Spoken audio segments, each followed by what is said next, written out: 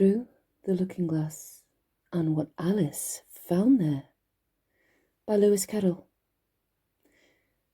Chapter 10. Shaken.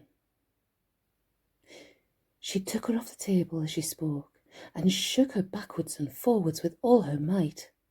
The Red Queen made no resistance whatever, only her face grew very small and her eyes got large and green.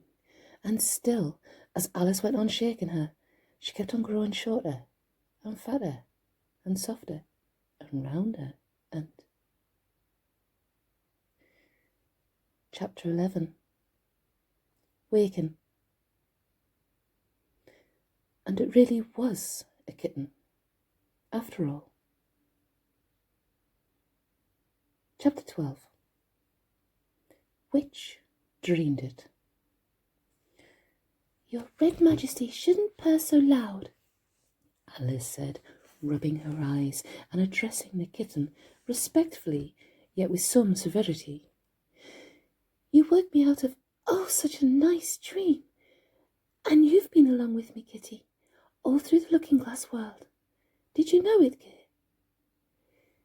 It is a very inconvenient habit of kittens, Alice had once made the remark, that whatever you say to them, they always purr.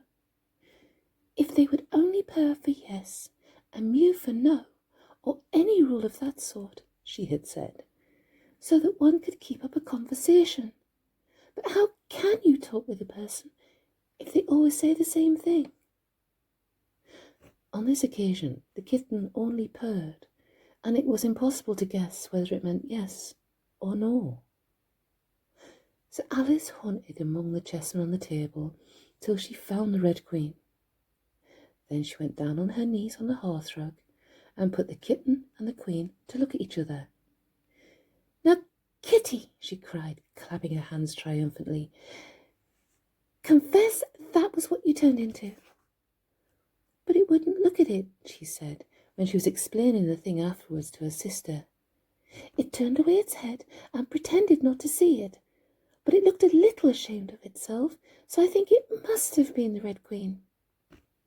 "Sit up a little more stiffly, dear," Alice cried with a merry laugh, "and curtsy while you're thinking what to purr. It saves time, remember."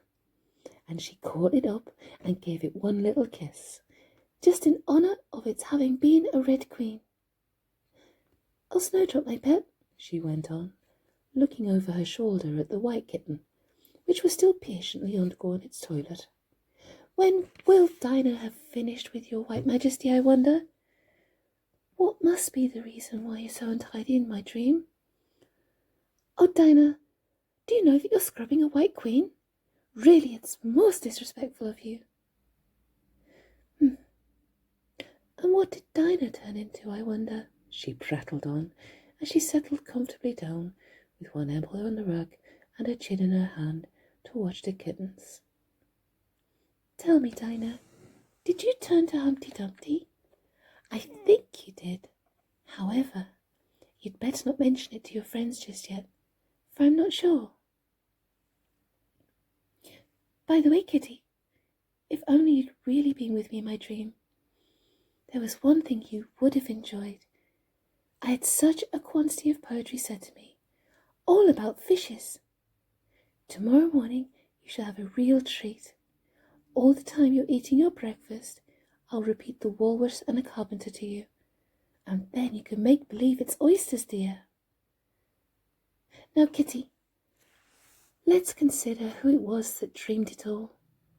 This is a serious question, my dear, and you should not go on licking your paw like that, as if Dinah hadn't washed you this morning. You see, Kitty, it must have been either me or the Red King. He was part of my dream, of course, but then I was part of his dream too.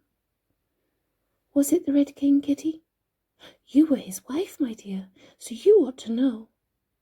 Oh, Kitty, do help to settle it. I'm sure your paw can wait." But the provoking kitten only began on the other paw and pretended it hadn't heard the question. "Which do you think it was?"